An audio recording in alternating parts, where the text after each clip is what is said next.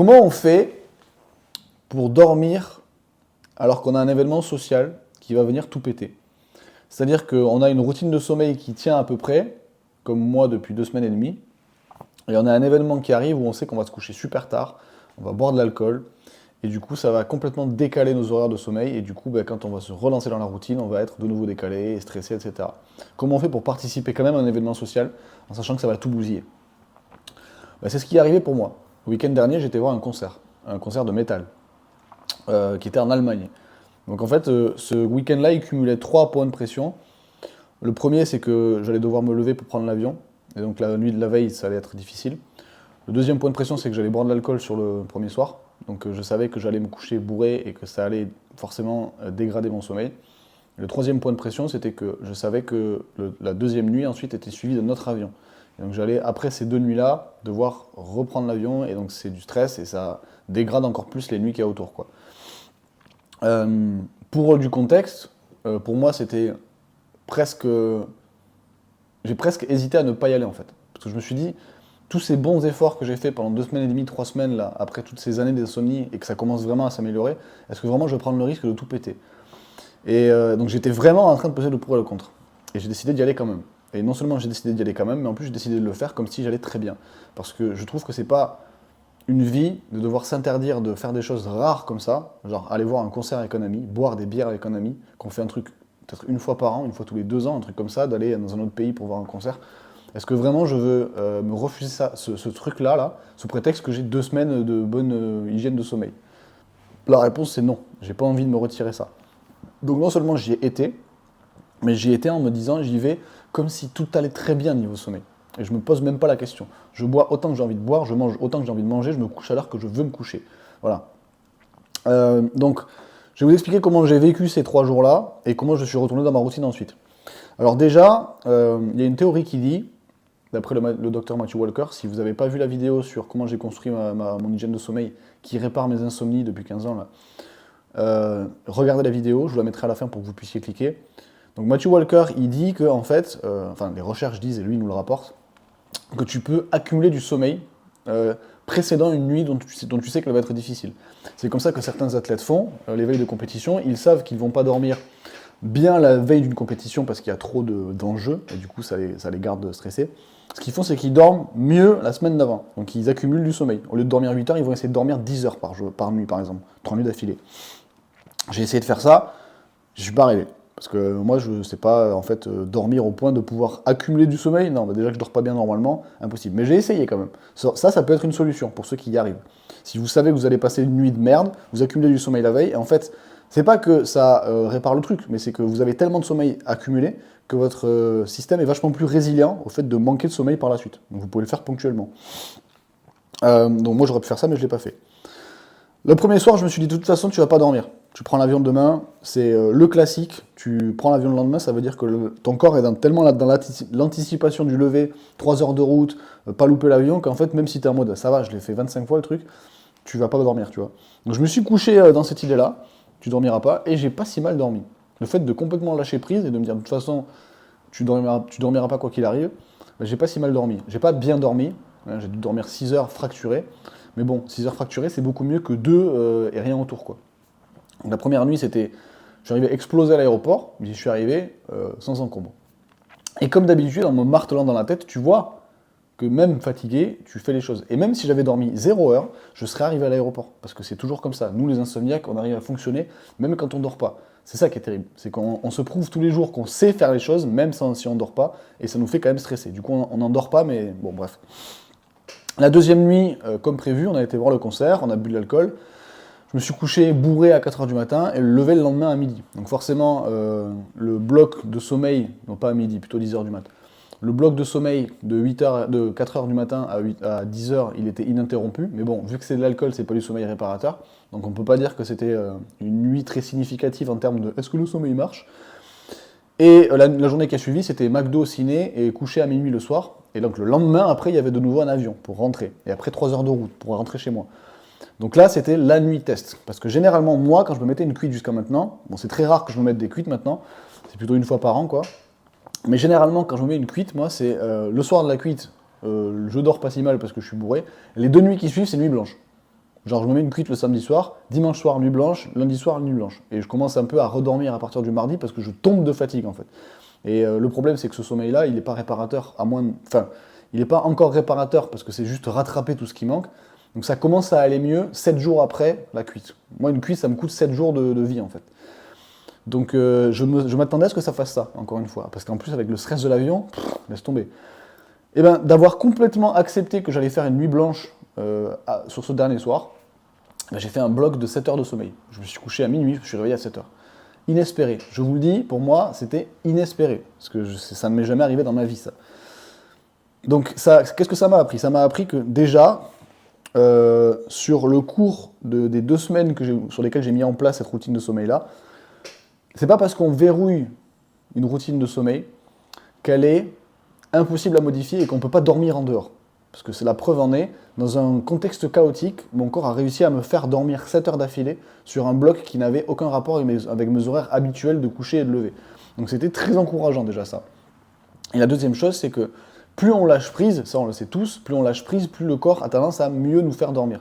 C'est-à-dire que si on est dans l'obsession de regarder toutes les heures, quelle heure il est, quelle heure je me couche, etc., on est dans une espèce de surcontrôle, et en fait le surcontrôle ça crée de l'hypervigilance, et le cerveau du coup n'arrive pas à décrocher, parce qu'il transforme le fait de s'endormir comme une épreuve, et il se concentre dessus, et du coup il n'arrive pas à décrocher, du coup il ne s'endort pas. C'est un peu le serpent qui se mord la queue.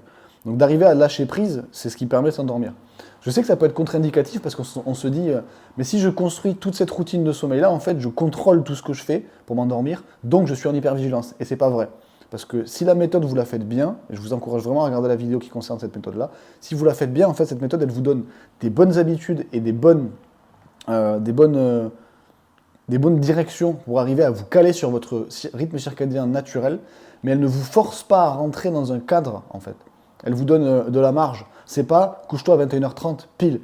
C'est essaie d'arriver à décaler ton heure de coucher à peu près tous les soirs pour qu'elle soit à peu près dans la même heure. Et tu as 1 heure de battement en fait. Et si dans cette heure de battement, tu commences à bâiller, c'est un bon signe. Ça veut dire que tu commences à être fatigué dans le bon timing.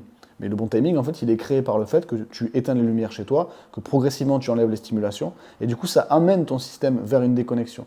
C'est pas 21h30, c'est l'heure, tac, je vais me coucher. Parce que ça, c'est du contrôle. C'est de se dire, je vais commencer à couper un peu tout ce qui est lumière, écran, stimulation à 20h, et laisser mon système glisser vers la relaxation, pour que peut-être, entre 21h et 22h, je commence à bâiller. Si je bâille, très bien, ça veut dire que je commence à caler mon sommeil dans l'horaire que je veux. Et sur le cours de plusieurs semaines, ça devient naturel. Le système va se rappeler qu'à 21h30, 22h, on est fatigué, du coup on va se coucher.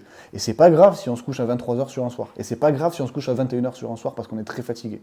Mais dans l'idéal, on essaie de garder cette fenêtre. Donc en fait, c'est pas du contrôle, c'est de la suggestion. On suggère à notre corps en fait de fonctionner comme ça. Et ce qui est fou, c'est qu'en rentrant après ce week-end-là de décalage complet, je me suis remis exactement dans la même routine. Je n'ai rien changé. J'ai repris mon système d'habitude. J'ai repris, donc pour ceux qui ont vu la vidéo, j'ai commencé à écrire mes petits soucis de la journée, ce qui me stresse sur un papier pour que ça ne revienne pas me faire chier le soir. Je me suis recouché entre 21h30 et 22h. Incroyable. Incroyable parce que le moment où j'ai remis cette routine en place, le corps a très bien compris ce qui se passait et j'ai recommencé à bâiller entre 21h30 et 22h. Ça veut dire que non seulement le corps est résilient parce qu'il sait s'adapter en fonction de ce qu'on fait pour quand même dormir quand il en a besoin, et on est capable de le faire aussi si on lâche prise. Je sais que ça peut être difficile à entendre ça parce que pour moi, quand on me dit ça en plein milieu d'une insomnie, c'est comme si on faisait un doigt d'honneur en fait. C'est comme si on me disait ouais mais si je savais le faire, je le ferais en fait. Ça peut très, très mal être interprété en fait. Je comprends ça. Mais ça vient vraiment de la bouche d'un mec qui, pendant 15 ans, a souffert d'insomnie, et tout juste là, ce mois-ci, est en train de les réparer avec cette méthode-là. Donc c'est vraiment pas d'une place de mec qui n'a jamais vécu ça que je vous dis ça. C'est d'une place de mec qui ne croyait pas ça possible, et en fait qui le met en place petit à petit. Mais ça passe vraiment par un conditionnement, et par la méthode de Matthew Walker qui marche et qui ne demande pas ni de médicaments, ni de pilules. Ça ne veut pas dire que je prends plus de pilules, j'en prends encore. Par exemple, hier, j'avais prévu une énorme journée surf. Je savais que j'avais envie d'être le plus reposé possible. J'ai pris mélatonine plus Donormil. Je voulais m'assurer à 100% d'être en forme parce que prendre un avion fatigué, tu peux le faire. Par contre, prendre des vagues dans une eau à 10 degrés, c'est beaucoup plus compliqué quand tu n'as pas dormi. Tu peux le faire quand même, mais après, tu vas payer la dette le lendemain. Donc je me suis dit, un sommeil sédaté, c'est mieux que pas de sommeil du tout. Preuve que la méthode marche d'autant plus, c'est que normalement, quand je prends Donormil mélatonine, ça me frappe un peu sur la tête, mais je vais quand même faire beaucoup de réveils, beaucoup d'hypervigilance, quoi. Et bien là, j'ai pris mon Donormil, j'ai pris mon mélatonine, j'ai dormi 7 heures d'affilée. Ça veut dire que le corps est vachement plus enclin à comprendre que si je veux dormir, je vais arriver à dormir. Tout ça, c'est des bons signes. Le fait de sortir de ma routine et d'y revenir et de bien dormir. Le fait de prendre une pilule qui d'habitude m'aide mais ne me sédate pas, là me sédate complètement, c'est que des signaux qui prouvent que je vais dans le bon sens.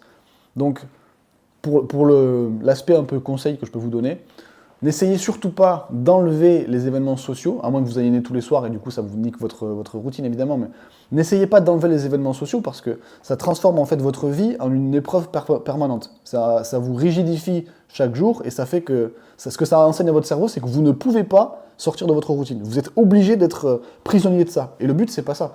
Le but, c'est de pouvoir avoir une routine qui est tellement solide que vous dormez normalement la plupart du temps et que les événements sociaux ne vous impactent pas. Comme moi, ça a été le cas.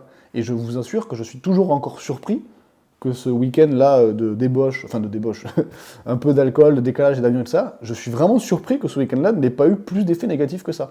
C'est vraiment inespéré quoi, pour moi. Donc voilà, en résumé, appliquez la méthode, gardez-la aussi régulière que possible tous les soirs que vous pouvez le faire.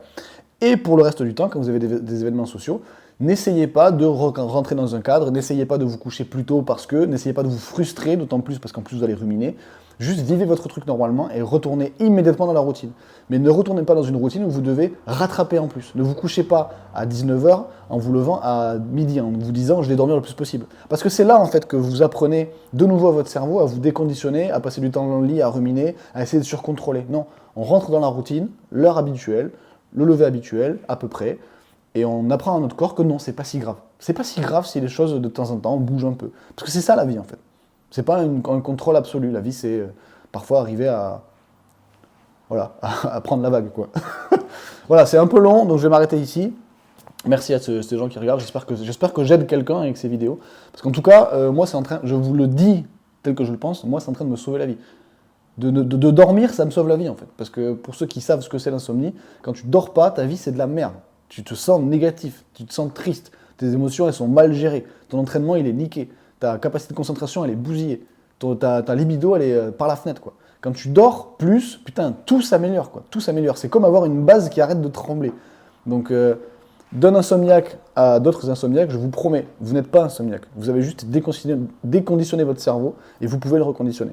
J'en suis la preuve. Allez, bon courage et bonne nuit.